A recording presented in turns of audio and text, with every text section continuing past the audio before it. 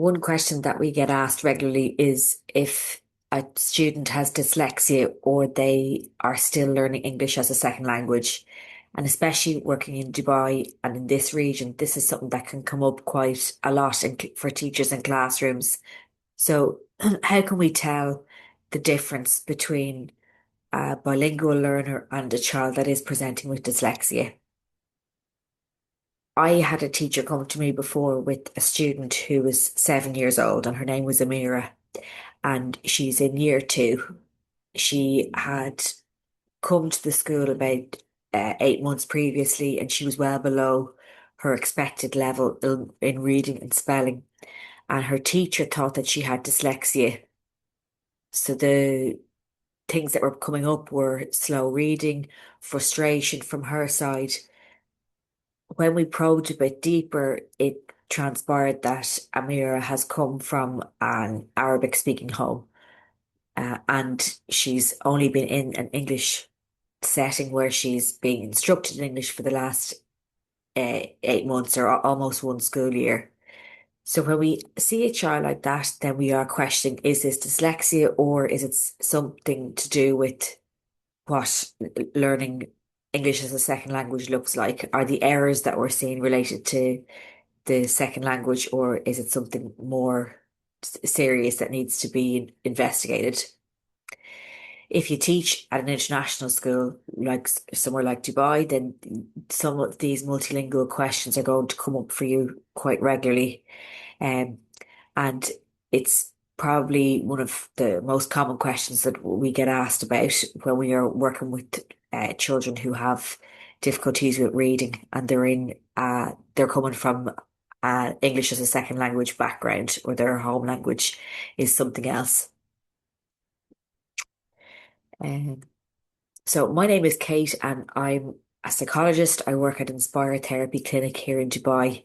And I wanted to give you some concrete tools that you can use to help you to decide what to do next, to look at the differentiators between dyslexia and English as an additional language, and then how we should be collecting data to enable us to decide whether a referral is necessary at this time or what should come first.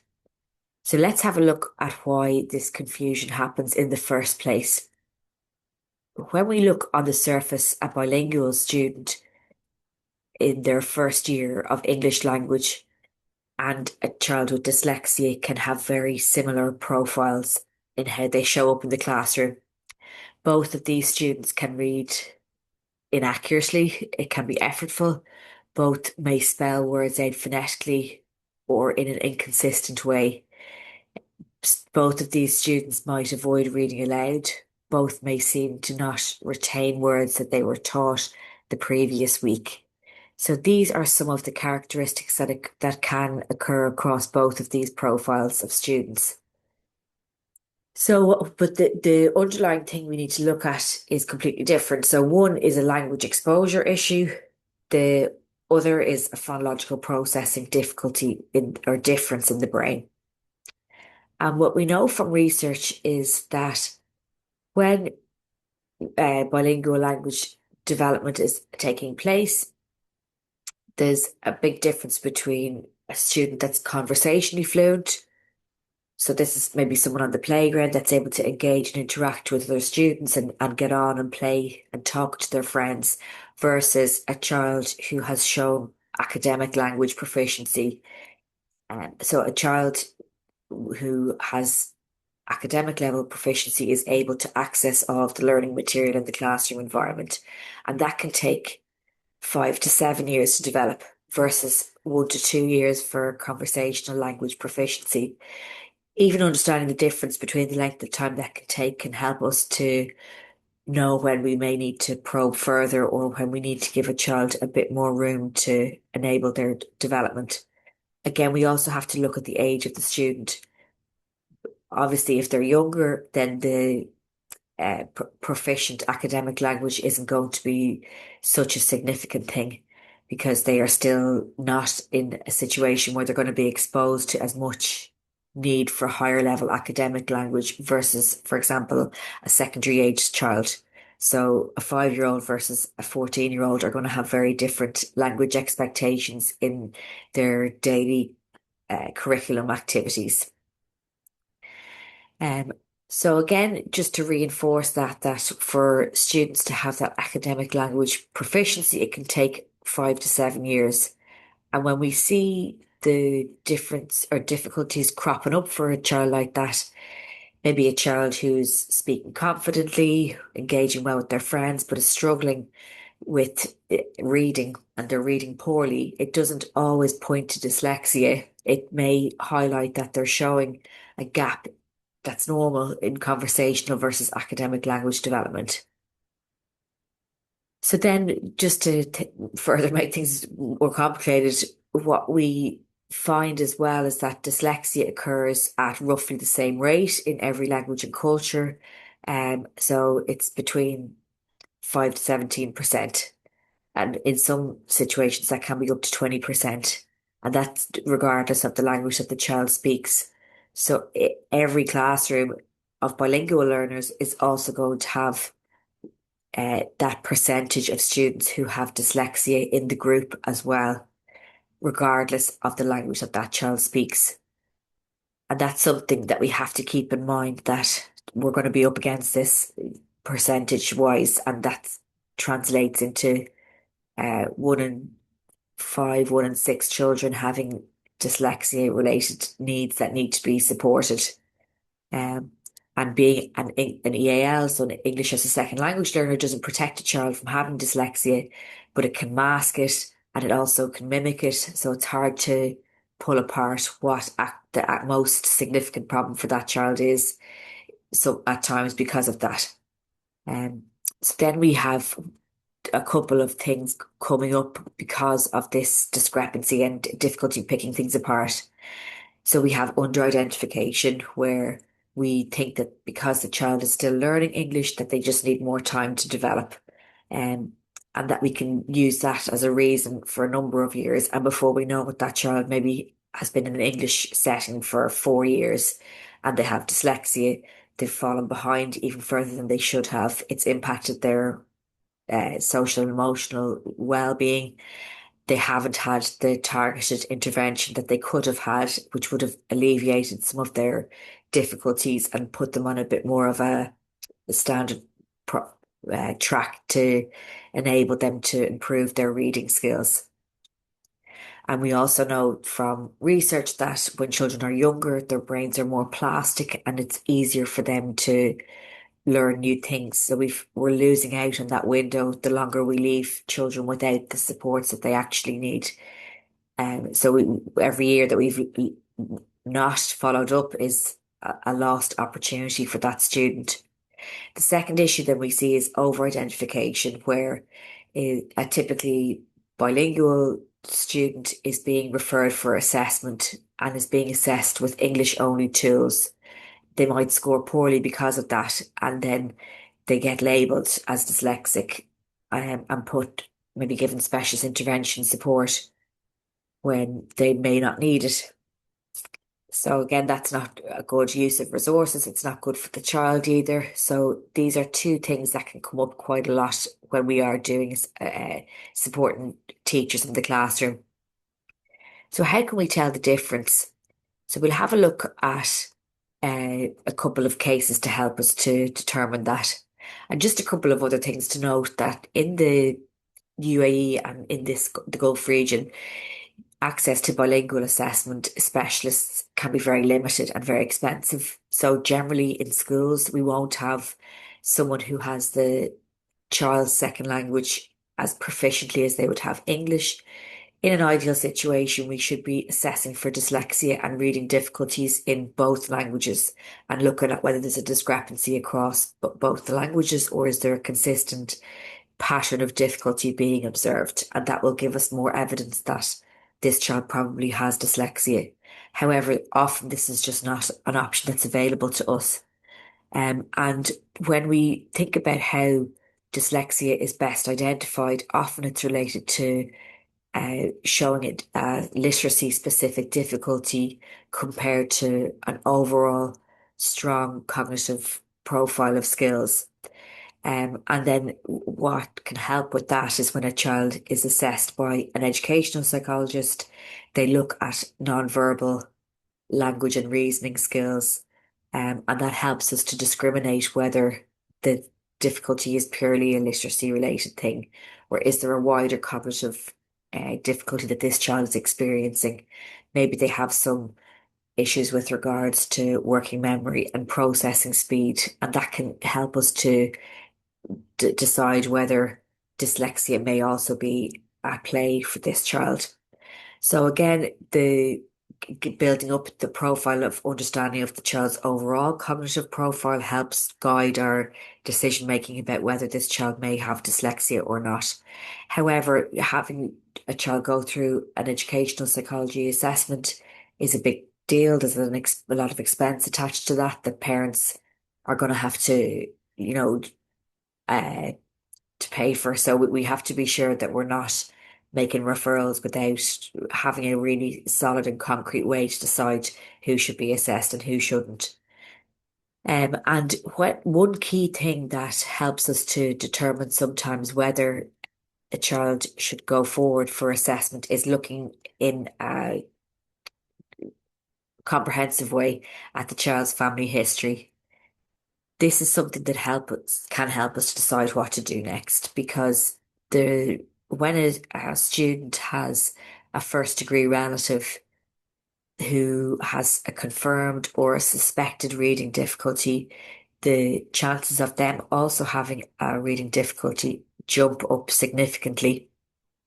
And when we look at some of the studies that have taken place around this, we see that it can be 40 to 60% of twin and family genetics showing up, with the correlation between one person having a reading issue and a direct family member having that reading issue as well. And this can help. It's a relatively cheap and easy to uh, test, or part of the assessment process that we can complete, that can immediately give us feedback as to whether this child should be prioritized. And we can ask as more in-depth questions to the family. For example, did you ever have any spelling difficulties, reading or writing difficulties at school? How was your school experience? And if you get vague answers to that, for example, I didn't enjoy school, I always found school a bit tricky, it's important to probe those things further, because that can be a red flag to us that this child may be at risk of dyslexia. And again, it's also good to just get that initial contact with parents and families established, that you have that open relationship where they'll be able to tell you that information, and it may immediately give you a signal that you need to refer that child on for further assessment. So if we look back at our case studies, then we had Amira, the 7-year-old, who is in an English language setting for the 8 months' time, and Arabic is spoken at home. So we know that her reading and writing is below expectations for her age, and her teacher is worried that she has dyslexia and wants Amira to be referred on. So the first thing that we need to ask is, how is Amira getting on with Arabic literacy? We know that dyslexia is a phonological processing difference in the brain. It doesn't have separate wiring for different languages. So when we see a problem with phonological processing, it should be cropping up, not in the exact same way, but in some way across both languages. So it won't just be a specific issue with English alone. Um, and this underlying processing difficulty travels across both languages. If we think about a GPS system that has a faulty wiring or processing system, anytime we try to use it in different maps and different locations, the error is going to keep cropping up, and it's going to affect the direction that we take, or the route that we're given. The problem is not with one specific map, it's with all the maps that the GPS system is giving us. And what we will see then is, in Amira's case, if her parents report that her Arabic reading was developing typically before they moved to the English speaking environment, that's a big piece of evidence that indicates to us that her difficulties could be potentially because she's learning English as a second language and not because she has a phonological processing system-wide difficulty. The second question we can ask then is, what does Amira's oral language look like compared to her written language? And we want to see if there's a pattern here. What we see with children with dyslexia is often they will show strong oral language, and they will be more articulate and verbal, maybe in group discussions. They might have good vocabulary, good comprehension when listening, but the difficulty then comes across when they're attempting to decode print. And English as a second language learner will show difficulties across the board in English. So they will show maybe difficulties with vocabulary, with grammar in their speech and sentence formulation. They might show reading difficulties, and there'll be a widespread language related difficulty. For Amira's situation, her spoken English is developing exactly in step with her reading. So that's another piece of evidence for us that this may be an English as a second language issue. Her profile is not flat, it's spiky. And that's an EAL profile. So rather than a dyslexic profile where, as we mentioned earlier, we expect to see difficulties specifically related to literacy, spelling and development of reading skills with a strong overall cognitive profile. So question three then, how does she respond to support over time?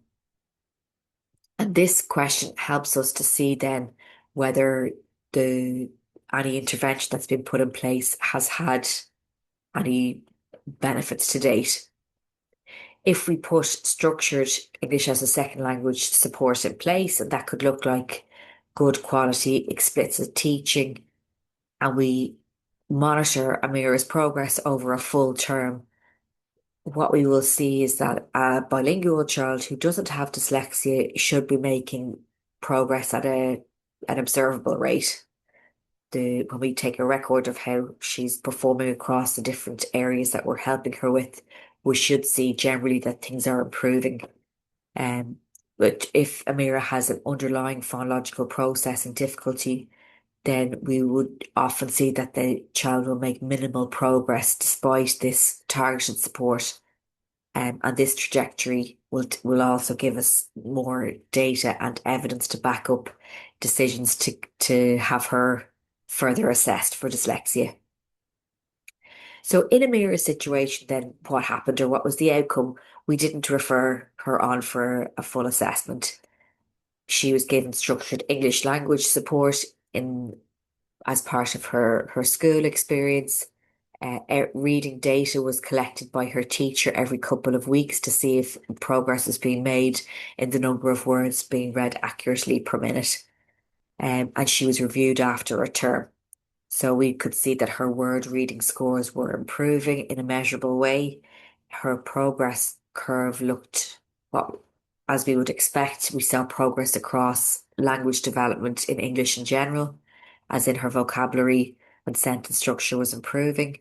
And what we see is a pattern that is typical for bilingual learners or English as a second language learners, that they're in the second language, the progression is quite constant, or we would expect to see certain things happening in a particular sequence, and that's what we observed with Amira. So we knew that we were on the right track with her, and we didn't put her through an unnecessary assessment, and we didn't miss dyslexia then either as a result of that, because we were looking at the correct things to start with. So an important thing to take away from this example then is that we have to think about home language literacy as a first port of call. And it means then getting more in-depth information about family history. That can be a short conversation with with a parent or another close family member that knows that child well. And that can give us a lot of evidence and information to start with and help us to decide what we should do first. Another student that we worked with was a child called Yousuf. Um, and we spoke earlier about the fact that English as a second language learning children can also have dyslexia. And if that is the case, often they may go unidentified or they're undiagnosed. And they can be in a situation where we could have given them help at an earlier point. So this student, Yusuf, was 9. He's in year 4. He's been in an English medium education for 4 years since his foundation stage. So his second language is English, but the family speak Urdu at home. His teachers that have said that each year his English is still developing. We'll give it a bit more time. And this is something then that can crop up for students as well. What we can see in this example is because it's been 4 years, the timeline is no longer working as an explanation as to why Yusuf isn't making progress. Um, we should see that in 4 years, we see good progression with conversational English. It should be fully fluent, but at that point, and for this student, it is fully fluent. His academic English should also be well on its way. But we see that for Yusuf, his word reading was still at the level of a 6-year-old. So English has still learning English isn't really cutting it as an explanation as to why the progress is not being made. And as a justification, it probably should have been called at least 2 years earlier. We see as also with Yusuf that his profile is quite spiky. It's not flat. We see that his English spoken is very strong. So he's a really good communicator in a group discussions situation. He can tell detailed and elaborate stories. His vocabulary is strong. He understands all content that's read to him rather than him having to read himself. But when he's asked to decode unfamiliar text or words, he's hitting a wall. And he is struggling to sound out words. He can confuse similar looking words. And even in words that he would have had exposure to many, many times, we're still seeing mistakes being made or guessing of words by based on their initial sound or the context of what's been read. So we can see a gap for Yusuf. He has strong oral language, but the breakdown is happening at the level of print. And this is a classic dyslexic or dyslexia profile characteristic. And it's the opposite of what we see with Amira's profile, which is a lot flatter, and we see the progression happening across her expressive language alongside reading together. Whereas for Yusuf, one has improved, but the other one has not improved at the rate that we would want to see. When we speak to his parents, his home language tells a similar story. His parents say that he struggled in Urdu literacy too.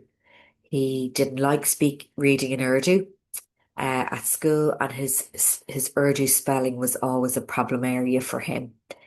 So we can see for Yusuf that the difficulties appearing across English and Urdu, and that's the phonological processing difficulty traveling with that child across both languages, like our GPS system with the faulty system in place. Any map that we try to use is going to be incorrect because the difficulty is with the central processing system, not with one particular map, and the others are all fine. So again, we have gotten that important information from this child's parents. Another important factor for Yusuf is that there's a family history. His father describes his own school experience. I was always told I was careless. Um, so again, some of that language it gives an indication that there could be a further concern here from the family point of view. And we know that dyslexia has a very strong genetic and hereditary component. So we need to make sure that if family history is flagged from one of the significant family members, we need to take that on board. And then another thing we need to look at for someone like Yusuf is how they have responded to support that's been given.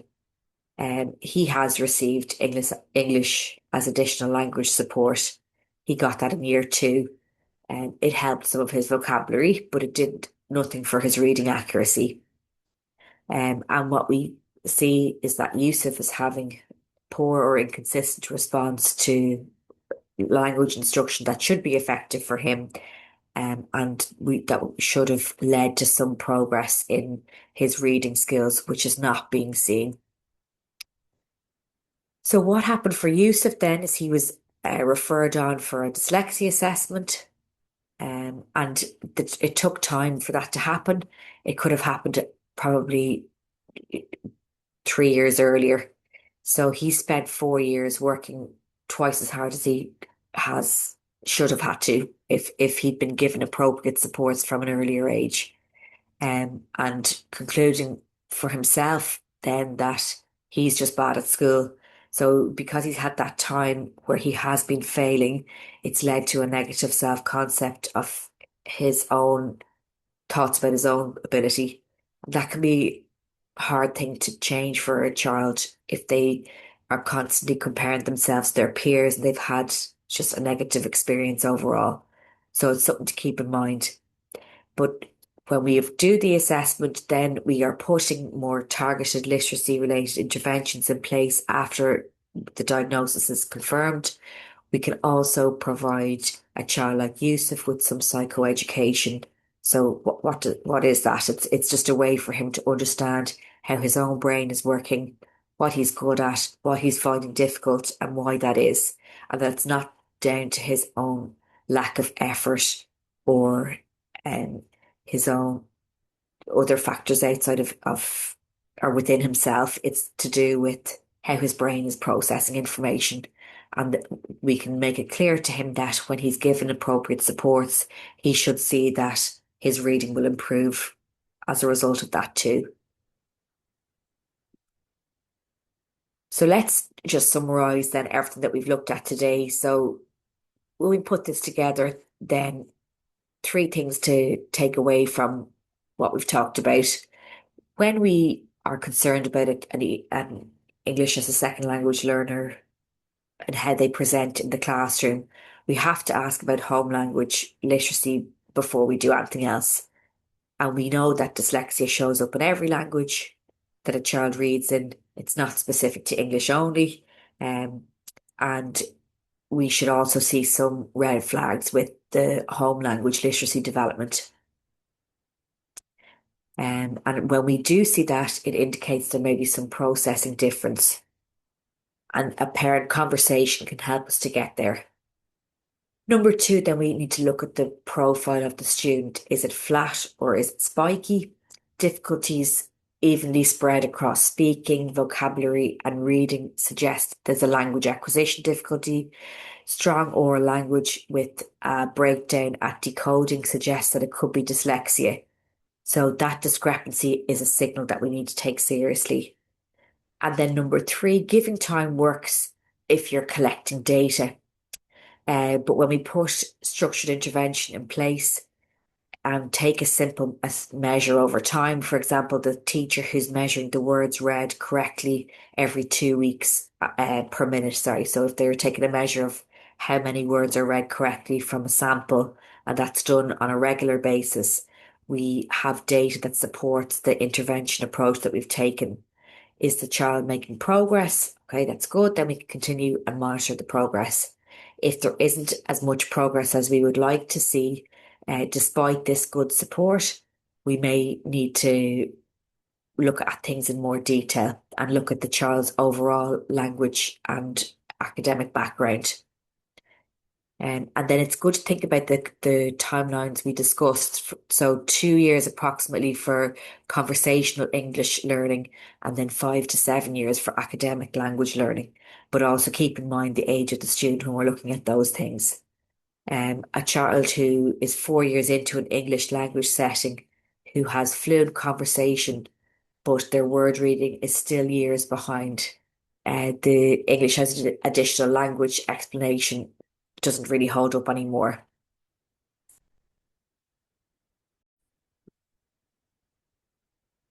In this video, we've looked at some of the ways to think about how these children can show up for us in the classroom. What we didn't cover is things like how we complete an assessment, what intervention looks like, the frequency of it, how we set up a program for each individual student. If you'd like some more information on this topic, we are running some training courses through our website, and there'll be some live courses available too. So I'll leave a link in the comments section. And if you have any feedback or any comments on your own experience, we'd love to hear from you. Thank you so much.